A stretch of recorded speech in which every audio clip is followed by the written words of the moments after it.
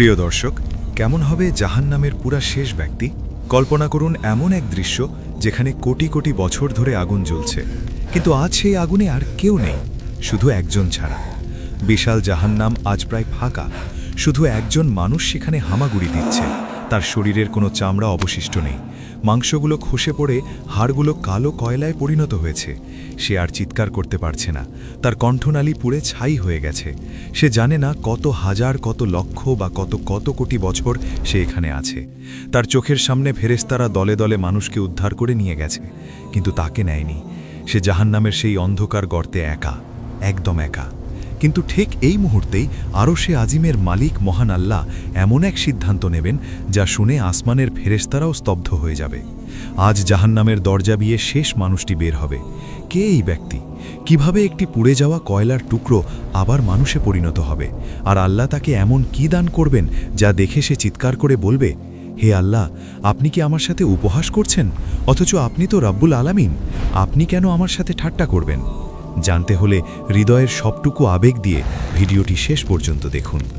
আমাদের এই দুনিয়ার জীবনটা কত ছোট, তাই না? 60, 70 বা 80 বছর। এই অল্প সময়ে একটু আগুনের ছ্যাঁকা লাগলে আমরা সহ্য করতে পারি না, অথচ আমরা ভুলে যাই সেই অনন্তকালের কথা। ঈমানদাররা জান্নাতে চলে যাবে, পাপীরা তাদের পাপের শাস্তি ভোগ করার জন্য জাহান্নামে নিক্ষিপ্ত হবে। সহিহ হাদিসে এসেছে, যাদের অন্তরে সরিষার দানা পরিমাণ ঈমানও থাকবে, আল্লাহ তাআলা কোনো না কোনো একদিন তাকে জাহান্নাম থেকে মুক্তি দেবেন। কিন্তু এই একদিন মানে আমাদের দুনিয়ার 24 ঘন্টা নয়, আখিরাতের একদিন সমান দুনিয়ার 5000 বছর। তাহলে ভাবুন, যার পাপের বোঝা পাহাড় সম, তাকে কত লক্ষ কোটি বছর সেই লেলিহান শিখায় জ্বলতে হবে। জাহান্নামের সেই বিভীষিকাময় পরিবেশে যেখানে মৃত্যু আসবে কিন্তু মানুষ মরবে না। চামড়া পুড়ে গেলে আবার নতুন চামড়া গজাবে, যাতে সে আবার কষ্ট অনুভব করতে পারে। এই দীর্ঘ শাস্তি ভোগের পর শাফায়াত অর্থাৎ সুপারিশের সব দরজা যখন বন্ধ হয়ে যাবে, নবীরা সুপারিশ করেছেন, ফেরেশতারা সুপারিশ করেছেন, এমনকি মুমিনরাও সুপারিশ করেছেন, তখনও একজন ব্যক্তি বাকি থেকে যাবে। সে হলো সেই হতভাগা যে সবার শেষে জাহান্নাম থেকে বের হবে। আজকের এই গল্পটি কোনো রূপকথা নয়, এটি রাসূলুল্লাহ সাল্লাল্লাহু আলাইহি ওয়াসাল্লামের পবিত্র মুখনিসৃত বাণী, যা সহিহ বুখারী ও মুসলিমে বর্ণিত হয়েছে। এটি আমার, আপনার বা আমাদের যে কারো গল্প হতে পারে। তাই আসুন দুনিয়ার কোলাহল ভুলে রুহের গভীর থেকে অনুভব করি সেই মুহূর্তটি, সেই মানুষটি যার নাম হাদিসে নির্দিষ্ট করে বলা হয়নি, কিন্তু তার অবস্থা বর্ণনা করা হয়েছে পুঙ্খানুপুঙ্খভাবে। সে লক্ষ কোটি বছর ধরে জাহান্নামে জ্বলছে। শুরুতে যখন সে জাহান্নামে নিক্ষিপ্ত হয়েছিল, তার শরীর ছিল বিশাল। হাদিসে এসেছে, জাহান্নামীদের এক একটি দাঁত হবে উহুদ পাহাড়ের সমান এবং চামড়া হবে অনেক পুরু, যাতে আগুনের তাপ হাড় পর্যন্ত পৌঁছাতে সময় লাগে এবং দীর্ঘক্ষণ কষ্ট অনুভূত হয়। কিন্তু অনন্তকালের আগুনে জ্বলতে জ্বলতে আজ তার সেই বিশাল শরীর সংকুচিত হয়ে গেছে। একটা সময় ছিল যখন সে আগুনের তাপে ছটপট করত, চিৎকার করত, তার আর্তনাদে জাহান্নামের দেয়াল কেঁপে উঠত। কিন্তু এখন তার সেই শক্তিটুকু অবশিষ্ট নেই। তার শরীরের রক্ত, মাংস, চর্বি সব আগুনের লেলিহান শিখায় বাষ্প হয়ে উড়ে গেছে। তার চামড়াগুলো পুড়ে কালো কুচকুচে হয়ে হাড়ের সাথে এমনভাবে লেগে গেছে যে তাকে আর মানুষ বলে চেনা যায় না। সে এখন শুধুই একটি ফাহাম বা পোড়া কয়লার একটি দলা। তার কণ্ঠনালী পুড়ে ছাই হয়ে যাওয়ায় সে আর চিৎকার করতে পারে না। মুখ খোলার চেষ্টা করলে কেবল পোড়া চোয়ালের হাড়গুলো নড়ে ওঠে এবং বুকের ভেতর থেকে এক ধরনের ভুতুরে ঘর ঘর আওয়াজ বের হয়। তার চোখের পাতাগুলো পুড়ে গেছে, তাই সে চোখ বন্ধ করতে পারে না। আগুনের লিলিহান শিখার সরাসরি তার অক্ষিগুলোকে আঘাত করে। কিন্তু সে অন্ধ হয় না, কারণ আল্লাহ চান সে যেন সব দেখে। সে বেঁচে আছে না মরে গেছে তা বোঝার কোনো উপায় নেই। শুধু তার পাঁজরের নিচে থাকা কলিজাটা ধুকভুক করছে, কারণ আল্লাহ তাকে মৃত্যু দেননি। সে হামাগুড়ি দিয়ে আগুনের সাগরে এপাশ থেকে ওপাশে যায়। কখনো আগুনের ঢেউ তাকে আছড়ে ফেলে জাহান্নামের এক প্রান্ত থেকে অন্য প্রান্তে। তার চামড়া খসে পড়ে, আবার নতুন চামড়া গজায়, আবার পুড়ে যায়। এই চক্র লক্ষ কোটি বছর ধরে চলছে। সে ভুলে গেছে তার নাম কি ছিল, সে ভুলে গেছে সে কে, সে ভুলে গেছে পানির স্বাদ কেমন। তার স্মৃতিতে এখন শুধুই আগুন। জাহান্নামের আগুনের গর্জনের চেয়েও ভয়ঙ্কর হল এখনকার এই নিস্তব্ধতা। একটা সময় এখানে কোটি কোটি পাপীর আর্তনাদ ছিল, হট্টগোল ছিল, একে অপরকে অভিশাপ দেওয়ার শব্দ ছিল। কিন্তু আল্লাহর অসীম রহমতে এবং সাফায়াতের মাধ্যমে একে একে সবাই মুক্তি পেয়েছে। সে নিজের ঝাপসো চোখে দেখেছে ফেরেশতারা নূরের তৈরি বাহন নিয়ে নামছে, নবীরা সুপারিশ করছেন, শহীদরা সুপারিশ করছেন। এমনকি দুনিয়াতে যার সাথে সে এক ওয়াক্ত নামাজ পড়েছিল সেই মুমিন বন্ধুটিও সুপারিশ করে তার পরিচিতদের নিয়ে গেছে। সে দেখেছে জাহান্নামের দরজা খুলছে, জান্নাতের শীতল বাতাস ভেতরে ঢুকছে, আলোর ঝলকানি দেখা যাচ্ছে। কেউ একজন নাম ধরে ডাকছে আর তার পাশের কয়েদিটি মুক্তি পাচ্ছে। সে হয়তো হাত বাড়াতে চেয়েছিল, হয়তো অস্ফুট স্বরে বলতে চেয়েছিল, ভাই আমাকেও নিয়ে যা, আমাকে ফেলে যাস না। কিন্তু তার পাপের পাহাড় এতই বিশাল ছিল যে সেই ডাক কারো কানে পৌঁছয়নি। দরজা আবার দড়াম করে বন্ধ হয়ে গেছে, আর প্রতিটা দরজা বন্ধ হওয়ার শব্দ তার বুকে হাতুড়ির মতো আঘাত করেছে। এখন সে একা, একদম একা, বিশাল জাহান্নামের এক অন্ধকার কোণায় সে গুটিসুটি মেরে পড়ে আছে। তার মনে এক ভয়ঙ্কর চিন্তা আসে, যা আগুনের চেয়েও বেশি যন্ত্রণাদায়ক। তবে কি আল্লাহ আমাকে ভুলে গেছেন? সৃষ্টির শুরু থেকে শেষ পর্যন্ত আমিই কি সেই একমাত্র হতভাগা যে অনন্তকালই পোকা হয়ে পৌঁছব? মাঝে মধ্যে সে জাহান্নামের প্রধান প্রহরী ফেরেশতা মালেকের দিকে তাকায়, কিন্তু মালেক আলাইহিসসালাম পাথরের মতো মুখ করে দাঁড়িয়ে থাকেন। তার চোখে কোনো দয়া নেই, কোনো সহমর্মিতা নেই। এই একাকিত্ব তাকে ভেতর থেকে ডুমুরে মুছড়ে শেষ করে দেয়। সে তখন বিড়বিড় করে বলে, হে রব, আমাকে মৃত্যু দিন।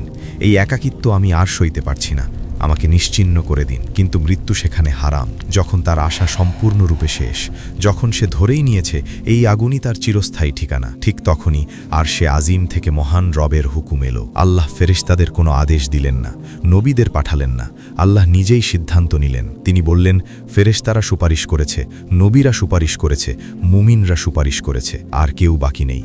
এখন শুধু বাকি আছি আমি, যিনি আরহামুর রাহিমিন, অর্থাৎ সবচেয়ে দয়ালু। আমার দয়া আমার রাগের ওপর বিজয় লাভ করেছে। জাহান্নামের সেই ভারী মরিচা ধরা লোহার দরজাগুলো ক্যাচ ক্যাচ শব্দে খুলতে শুরু করল। লক্ষ কোটি বছর পর প্রথমবারের মতো জাহান্নামের ভেতরের বাইরের মৃদু আলো প্রবেশ করল। গায়েবী আওয়াজ এলো, বের হয়ে যা। সে বিশ্বাস করতে পারছিল না। সে ভাবল এটা হয়তো কোনো নতুন শাস্তির কৌশল, হয়তো দরজা দিয়ে আরও ভয়ঙ্কর কোনো আগুন ঢুকবে। কিন্তু যখন দেখল দরজা খোলা এবং বাইরে অন্ধকার নয় বরং আলো, সে নড়ে চড়ে উঠল। সে উঠে দৌড়াতে চাইল, কিন্তু হায়, দৌড়াবে কি করে? তার পায়ের রগগুলো তো কবেই পুড়ে ছিঁড়ে গেছে। তার মেরুদণ্ড বাঁকা হয়ে ভনুকের মতো হয়ে গেছে। তার গায়ে এক রত্তি মাংস নেই যা তাকে শক্তি যোগাবে। সে তখন বুকের উপর ভর দিয়ে সাপের মতো এঁকে বেঁকে দরজার দিকে এগোতে লাগলো। প্রতিটা ইঞ্চিতে তার মনে হচ্ছিল হাজার বছরের ক্লান্তি। সে একবার আগায়, আবার মুখ থুবড়ে পারে। তার মনে ভয়, দরজা যদি আবার বন্ধ হয়ে যায়, আমি যদি পৌঁছাতে না পারি। সে প্রাণপণে কনুই দিয়ে মাটি আঁকড়ে ধরে এগোতে লাগলো। সে যখন দরজার চৌকাঠ পার হচ্ছে, তখনও জাহান্নামের আগুন যেন তার শিকার হাতছাড়া করতে চাইছিল না। আগুনের এক বিশাল লেলিহান শিখা শেষবারের মতো তার পোড়া শরীরে ছোবল মারল, যেন আগুন তাকে বলছে, তুই কোথায় যাস?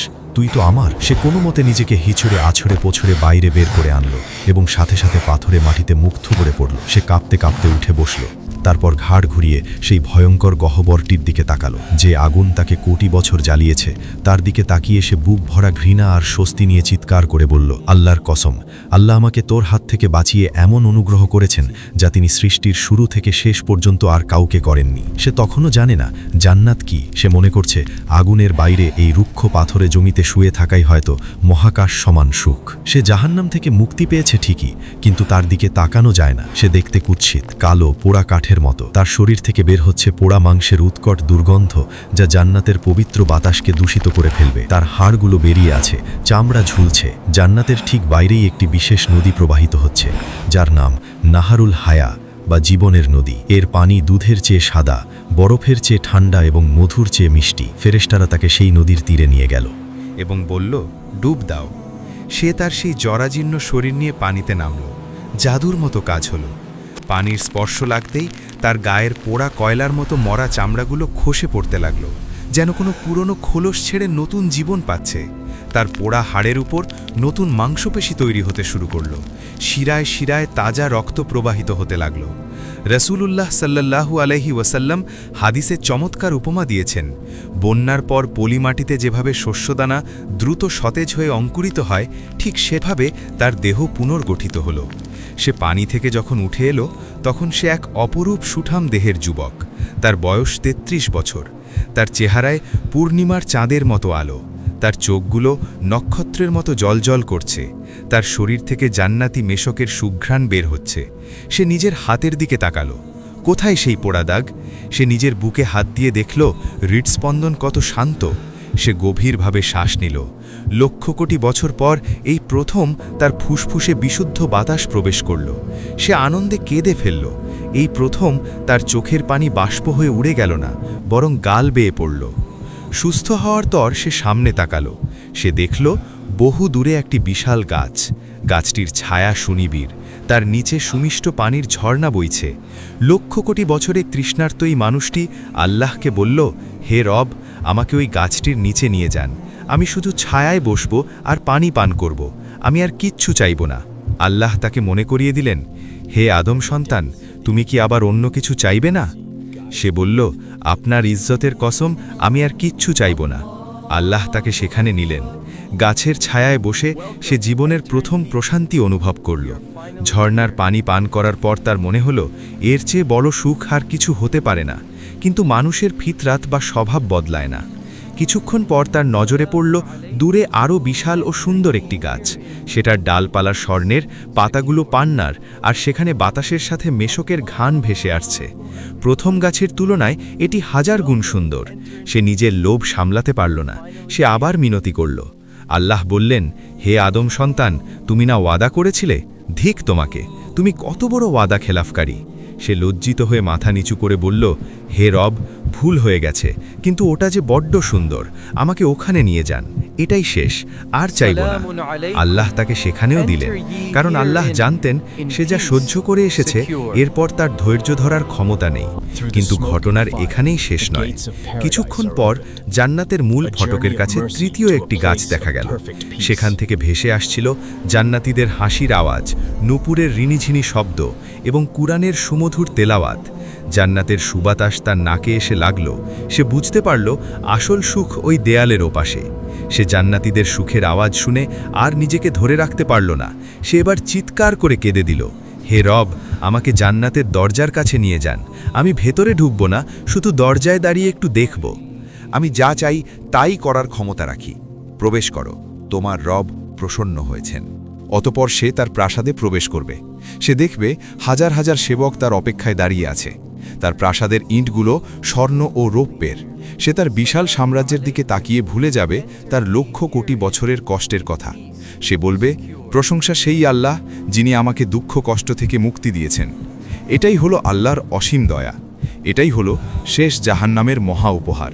প্রিয় দর্শক, একবার ভাবুন তো, যে ব্যক্তি সবার শেষে জান্নাতে যাবে তার রাজত্ব যদি 10টি দুনিয়ার সমান হয়, তাহলে যারা কোনো হিসাব ছাড়া শুরুতে জান্নাতে যাবে তাদের পুরস্কার কেমন হবে? যারা আল্লাহর ভয়ে যৌবনকালে ইবাদত করেছে তাদের মর্যাদা কোথায় গিয়ে ঠেকবে? আমরা কেউ সেই শেষ ব্যক্তি হতে চাই না যাকে কোটি বছর আগুনে জ্বলতে হবে। আমরা চাই আল্লাহর রহমতে প্রথমেই জান্নাতের মেহমান হতে। আসুন আজ থেকেই তওবা করি, কারণ জাহান্নামের 1 সেকেন্ডের আযাবও সহ্য করার ক্ষমতা আমাদের এই দুর্বল চামড়ার নেই। হে আল্লাহ, আমাদের শরীরের হাড়গুলো জাহান্নামের আগুনের জন্য হারাম করে দিন। আমাদের বিনা হিসাবে জান্নাতুল ফিরদাউস নসিব করুন। আমিন। ভিডিওটি শেয়ার করে অন্যকে সতর্ক করুন। কে জানে, হয়তো আপনার একটি শেয়ারে কারো জীবন বদলে যেতে পারে। ধন্যবাদ। আল্লাহ ভুলে গেছেন চিন্তা, ভুলে গেছেন চিন্তা।